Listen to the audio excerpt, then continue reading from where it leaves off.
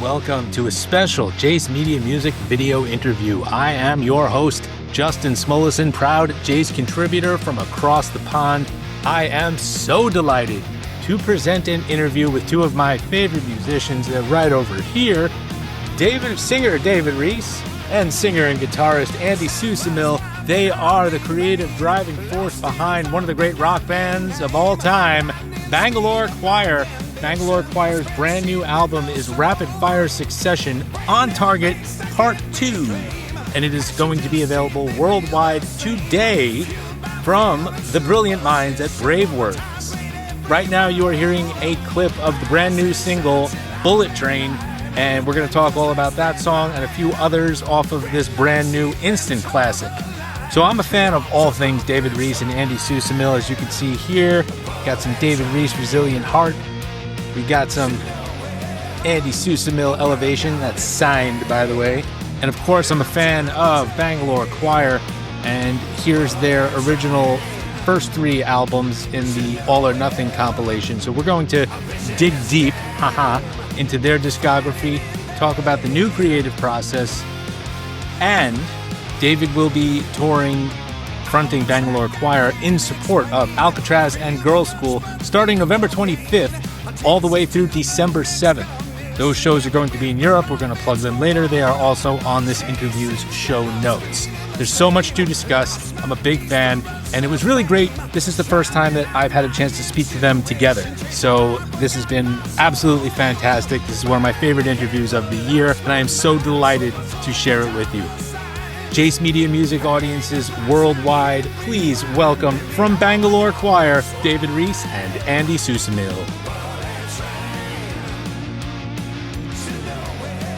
It is a delight to be joined by David Reece and Andy Susemihl. I'm such a big fan of both of you individually and as a unit, and you've been working together pretty consistently for decades now, and things are I don't even want to say it's come full circle because it's been so consistent. So you're back as part of Bangalore Choir. How does it feel? You want to go first, Andy? I'll go first. Quick history of why this happened. I was in France last winter in December and touring as a solo artist, Justin, and doing pretty good. Not bad, the venues, people. And I started paying attention to the heritage and nostalgic, the names, the branding. Yeah. And because I play so much of On Target in the set, and everybody knows it. Remember that, Andy, when we did England? I mean, people went cuckoo at Firefest. It was nuts. Yeah, that was a great gig. And on the way home in the car, I was just staring out the window, and I started thinking about Mike Tramp's songs of like White Lion and all that, you know. I said, you know what? I got to put the brand back together. Yeah. Because the strength is in the brand for touring and booking. So I proceeded to call the manager and the booking agency, and they were like, yes. Yeah. Yes. Yes. So, full circle, who am I going to call? Susemihl. He's been in the band, and we've worked together since what? I don't know, Andy. We've known each other 35, 36 years. Yeah, something like that. We met at the Dirk Studios back in 89, 88, 89? 88, I believe. Wow. 88, yeah. So we were the Pirates. Right, David, when you toured solo, it said featuring the songs of Bangalore Choir, and you had other guys playing with you, but yeah. And then Center Mass came out right around that time or right after? Before. Okay. And that was, it was a pretty good record. I mean, there was like 3 good songs that I really liked, but I never play them live. But then there was, to be honest, an artist has to be real and say there's some filler. Right. 3 killer, 3, mostly filler. But it wasn't Bangalore as much as what we're talking about today. Yeah. And if I'm correct, Andy, you didn't play on Center Mass, right? No. Right. And maybe that was the ingredient that was missing a little bit right there. Well, one of the guys that's part of, Rapid Fire Succession, Mario Percadani, he wrote a few songs with me for Center Mass. and one of them was one of my favorites. So that was a video, but for the most part, I'd reach out to the old guys, and Ian came back with a couple ideas that I recorded. But nah, the right guy is Susemihl always. Yeah. So And just to bring everybody back, to catch everybody back up. Now, Andy was not on the On Target record, but no, this is the collection, All or Nothing, of the first 3 Bangalore Choir albums. He was on Cadence and Metaphor, and he was kind of like the band leader right there. And yeah. and so, Andy, when you have to step back, when you have to kind of pick up where On Target sort of leaves off, how does that make you feel? Does it add a certain amount of pressure, or is there a certain amount of fun, or is it a combination? I remember the guy from the label back then. He said um, he wanted to have keyboards. I remember Oh, he wanted okay. to have keyboards on the record, because apparently he thought that there were a lot of keyboards on Target, but David said, I mean, there are no keyboards on Target. It's just 2 guitars. Right. And as a matter of fact, I was just doing. I listened to On Target before the production, but I wasn't like I need to create On Target too.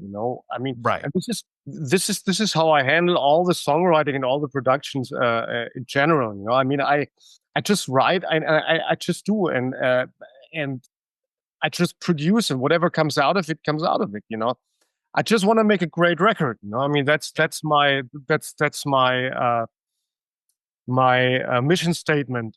But I mean, you can't create. I mean, you can create something in the vein of, but you can't create like a second Hotel California. That's like a one in a million kind of thing. Right. And I often try to do things like that, but when I tried to like really get into the matter, and trying to recreate a specific song, or the magic of a specific song, I always failed. Oh, okay. So you gotta move so forward. for me, I mean, it's for everybody. It's the way how they do it. It's their individual way, But for me, it's like, I mean, just don't think, just shut off your brain and just create, And Yeah. Now, David, do you have lyrical ideas in mind first, and you kick them over to Andy and the team, or does it go back and forth?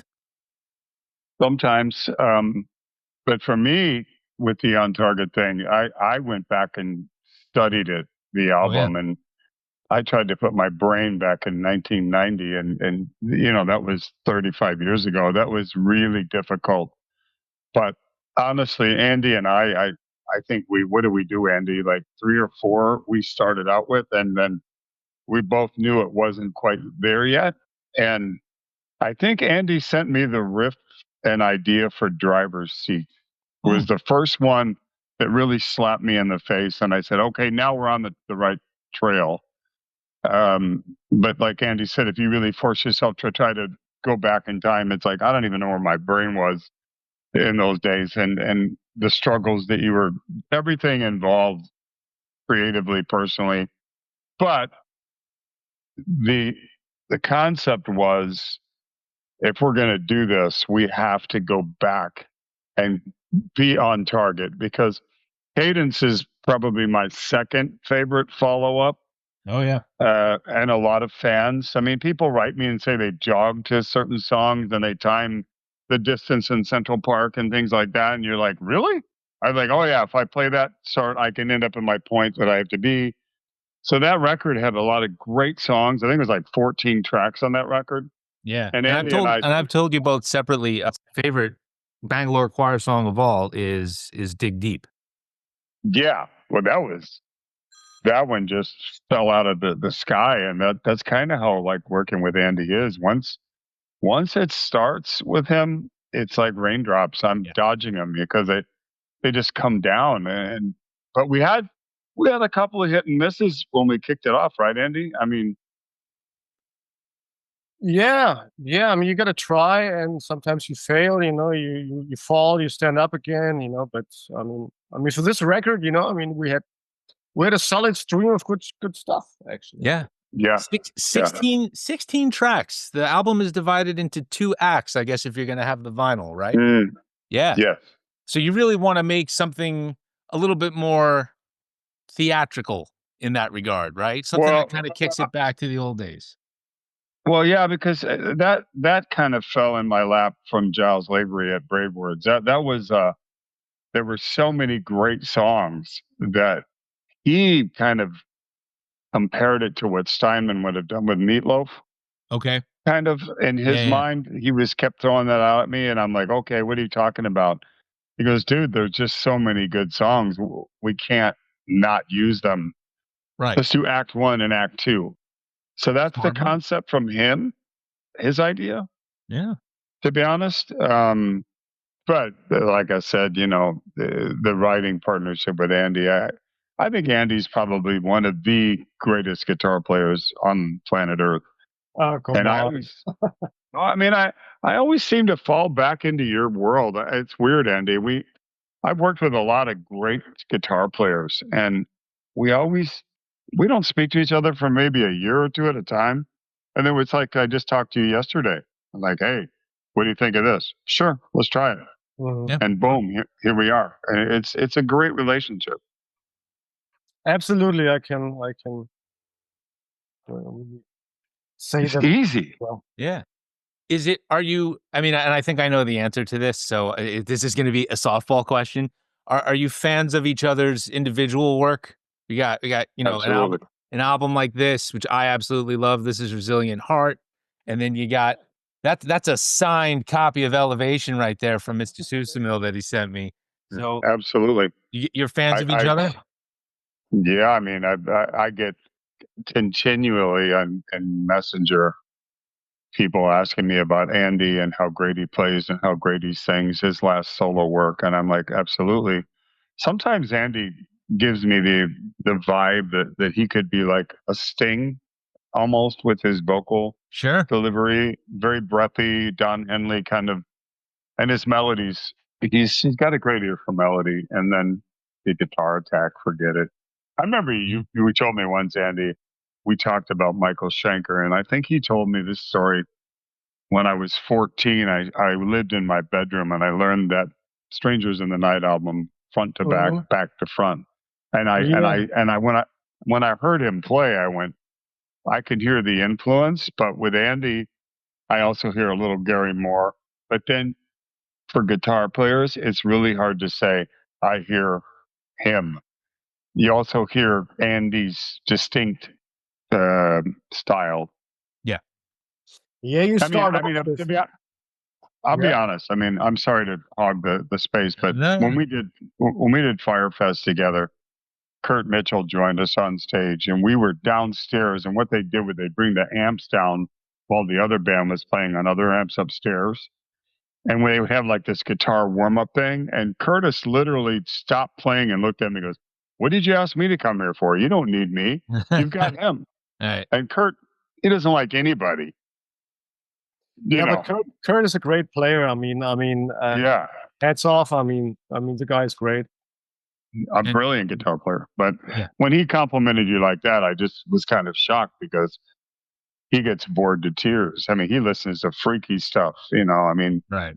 but yeah. So yeah, the proof's in the pudding. Yeah.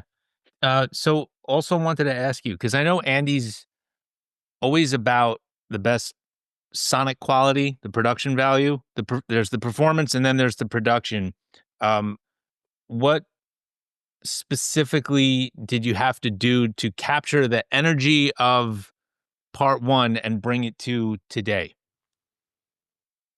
For Um, Or is me, it just as simple as turning some knobs? well, I didn't. I didn't produce this record. I think the guy who mixed it did a really great job. We were like, Thomas uh, Mergler. yeah, exactly. David approached me about some songs. Hey, we need some up-tempo songs. We need a song like this and that from the Accept album or whatever. And Mhm. when I got kind of a walking direction. I can come up with stuff like that. And I remember it worked really well, like with songs like Bullet Train, for instance, which is one of my favorites. And Driver Seat, yeah, Rock of Ages. Yeah.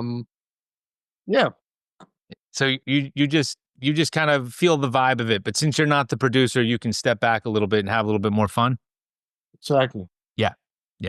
Well, I mean, I originally asked Andy to produce it, but of a matter of finances, I mean, you can't expect somebody like Andy to do it because the budgets, to be honest, are just not what they were. Right. And he respectfully declined, but I had met Thomas through Giles, and I didn't know him, but I have to say, Thomas, I was blown away when he started sending back mixes. I was like, okay, this guy understands what we're talking about, because we're pretty peculiar when it comes to what we want. And I used to lay everything on Andy's lap, and he would just produce it and mix it. Right. Right.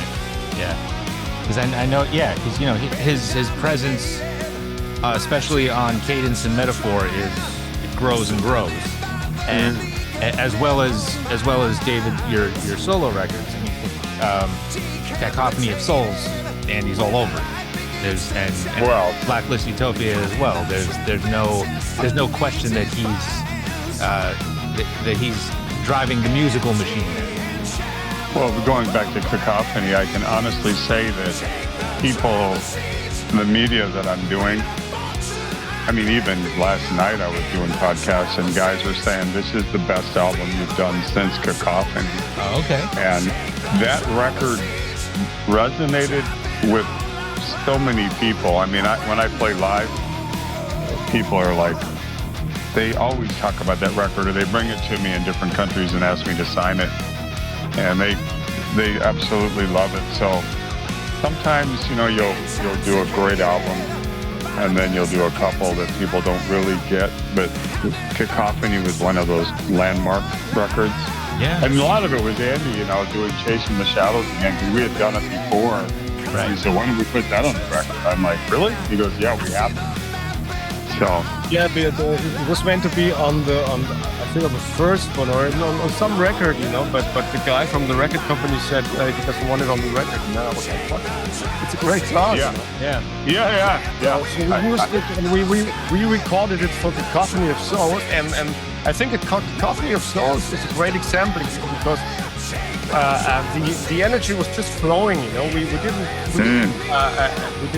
really think too much about it. We just did the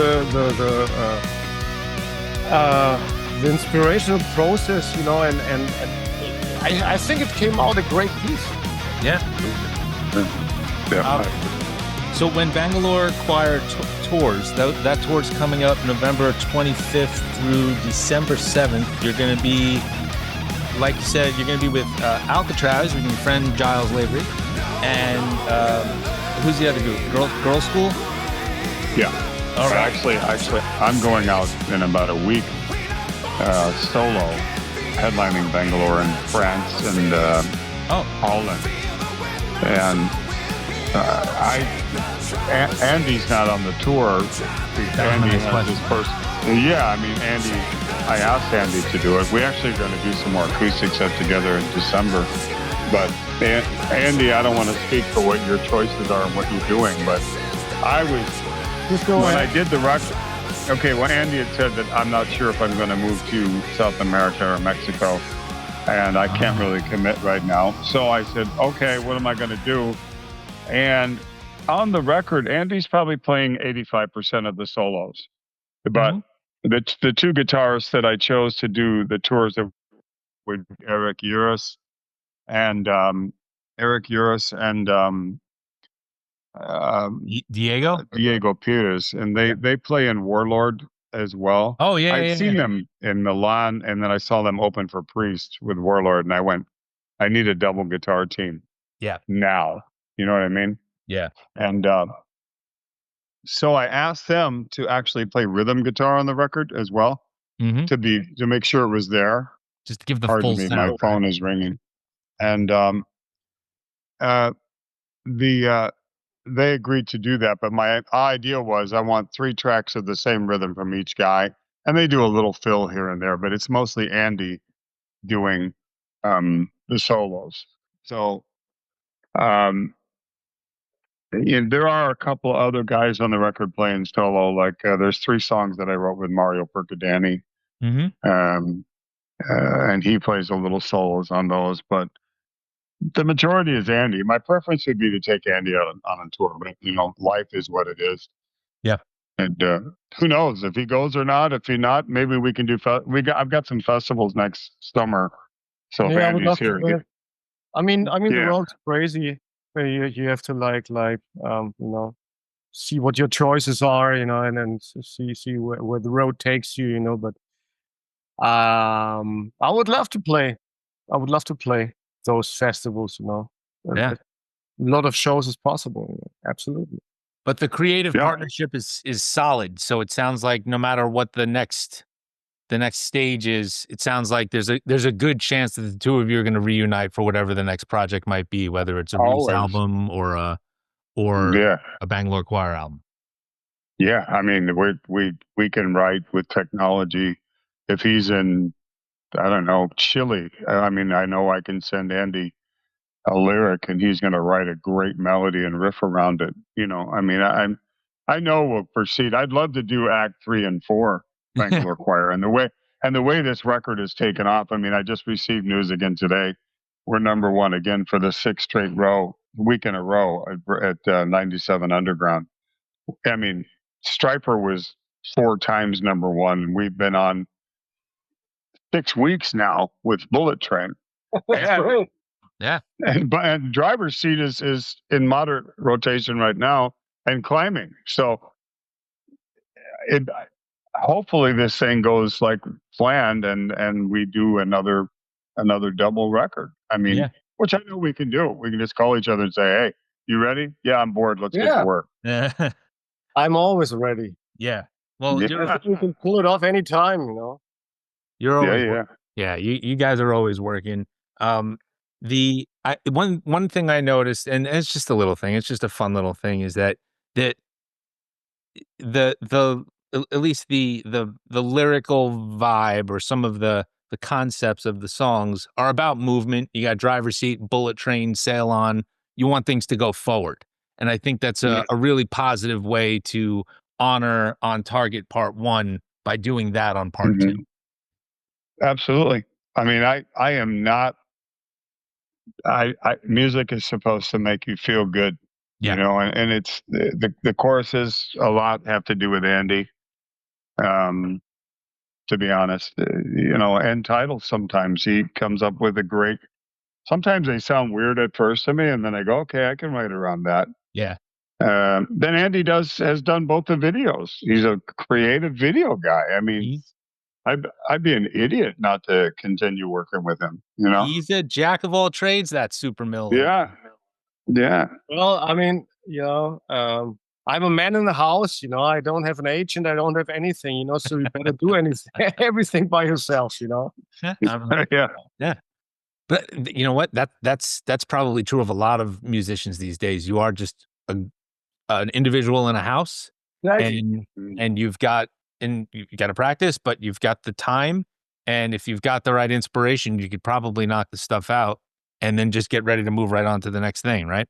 Mm-hmm. Yeah, I don't want a suit and tie telling me what a hit song is anymore, because I made that mistake for 25 years of my life, and managers and suit and tie people telling me this is a single, and when you personally don't like the song and you play the game because you're afraid to rock the boat, and I've come to believe that the word no is a full sentence in my life, and that's the freedom right now, that even though the industry is dying in a sense, there's also a new life that the artists are able to control their destiny.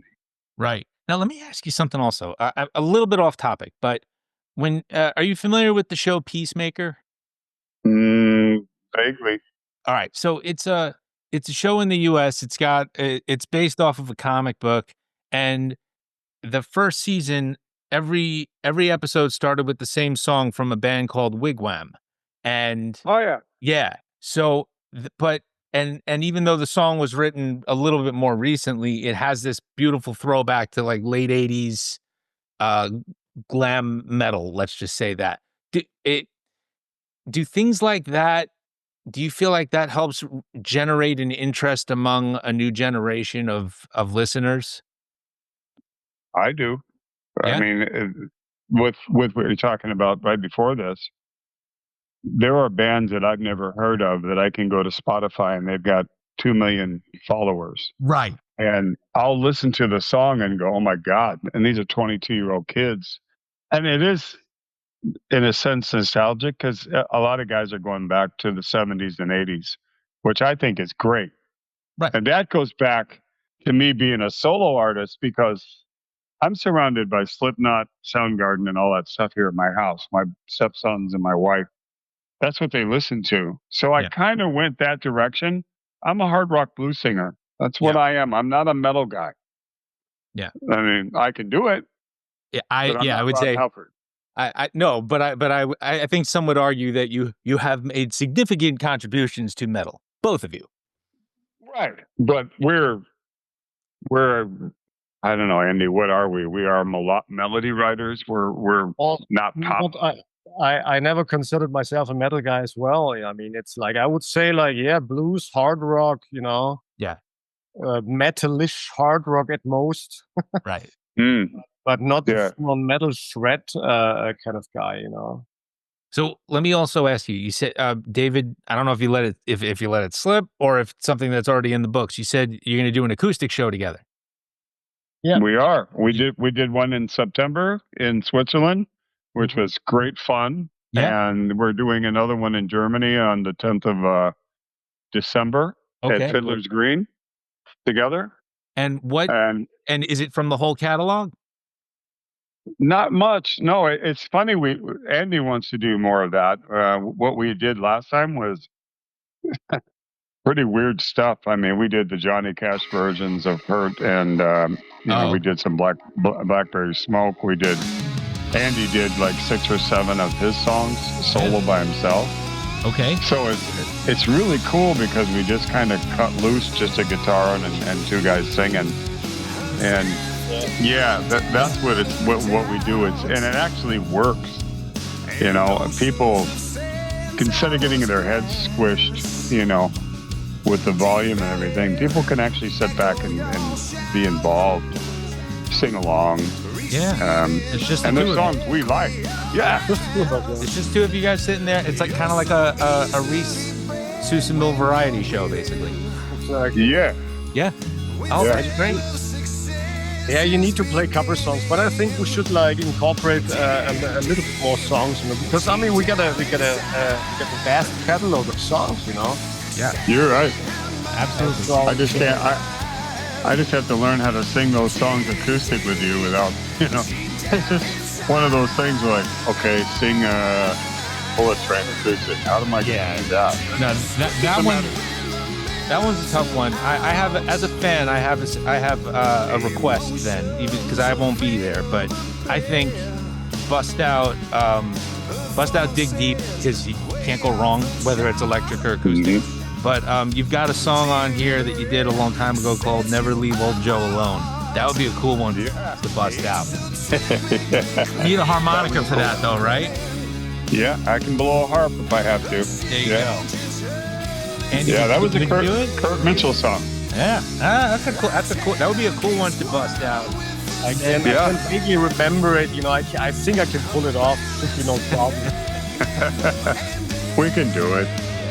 Yeah. And Andy wrote this, and I say this every time. You have this song off of, I think it's Alienation, called "Hands on the Wheel," which is my favorite Susemihl song. So I would hope that you would bust that one out also, because I just think that's you at the top of your game right there. I never played that live, I have to admit. You know, it's a great song, but I never played that live. Maybe I should. Okay. Okay, now you're on the hot seat. Now you have to play it alone.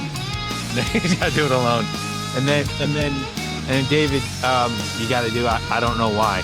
I know you don't go back too far, but I love that song. I think that's a great one. Yeah, I'm pretty fond of that as well. I toured that record with Udo. Yeah. The Resilient Heart tour with his Steel Factory tour, and people went nuts. I don't know. I've got a lot of video of that stuff, and sometimes I just sit around and watch that stuff and go, that's a good song. Yeah. I think those would be great additions to that duo set. Give Simon and Garfunkel a run for their money. So I'm going to let you guys go, but like we said, the tour for Bangalore Choir starts on November 25th in Belgium, and ends in Dortmund, Germany, and then you said at the Fiddler's Green on December 10th, the two of you will be there to do a special acoustic set? Absolutely. Yeah.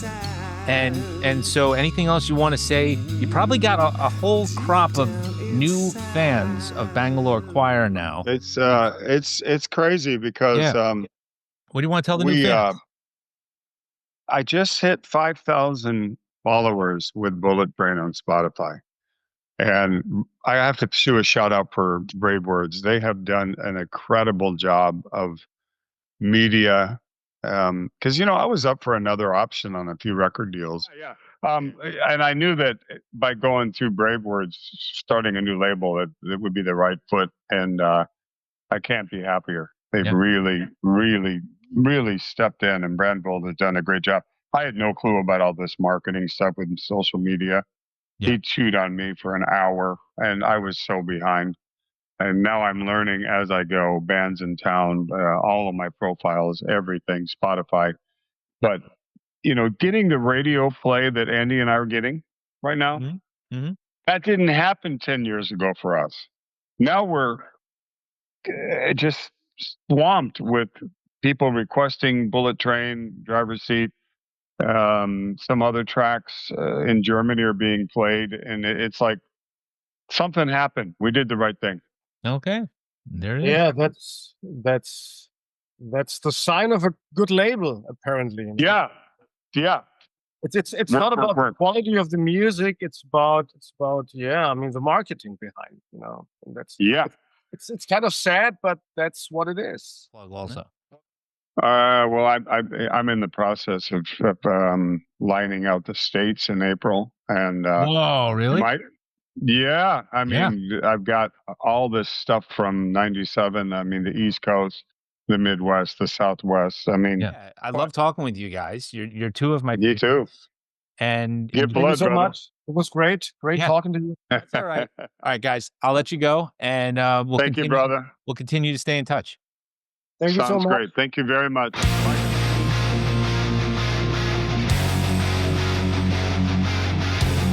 Special thanks again to my friends David Reece and Andy Susemihl of Bangalore Choir. You heard clips of Driver's Seat and Bullet Train, both of which are available as the lead singles off of Rapid Fire Succession on Target Part 2, which is available worldwide from our friends at Brave Words. I also included a clip of Dig Deep, my favorite track off of Cadence. Can't go wrong with any of these Bangalore Choir releases. Links to Bangalore Choir, David Reece, and Andy Susemihl are on this episode's show notes. I've also got a link to a previous interview I did with Andy in 2025. Check that out as well. Now, David's going to be on the road pretty soon. On November 25th, he will be fronting Bangalore Choir and supporting Girls School and his Brave Words Records label mates Alcatraz, starting November 25th in Belgium. And there are a list of shows on this episode's show notes, and that will take him through December 7th in Germany at the Music Theater Piano in Dortmund. So all those dates are there. Check it out. Links to tickets are there as well. And on December 10th, Andy and David will perform a special acoustic set at the Fiddler's Green in Germany. And I can't say enough great things about these two gentlemen as musicians and as gentlemen. Check out their solo records. They are absolutely fantastic. David's got great solo records, and even though they're not a group anymore, Iron Allies totally rock. And I've got a vast collection of Andy Susemihl records as well.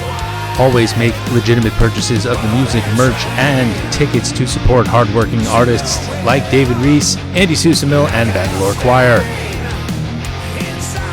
Head on over to the revamped JaceMediaMusic.com page. We've got reviews, we've got interviews, we've got all kinds of great music coverage. Check out some of my recent video interviews with my all-time favorite metal singer, John Bush of Armored Saint and Category 7. The drummer of Category 7 and Shadows Fall, Jason Bittner. Guitar heroes like Herman Frank of Victory and Soren Anderson, guitar player for Glenn Hughes. And rock and metal singers like Nick DeSalvo of Elder, Fate's Warning singer Ray Alder, DK Ravel of Kickin' Valentina, and members of Avatarium, Captain Blackbeard, and more. Special thanks, as always, to our fantastic founder and publisher, Glenn, and all of my Jace Media colleagues. And of course, special thanks to you, the worldwide Jace Media music audience. Look for Jace Media on Facebook and X and Instagram and basically every social media channel you can think of. I am Justin Smolison, proud Jace Media contributor from across the pond. Thank you again for tuning in. Keep coming back to JaceMediaMusic.com. I've got more video interviews on the way.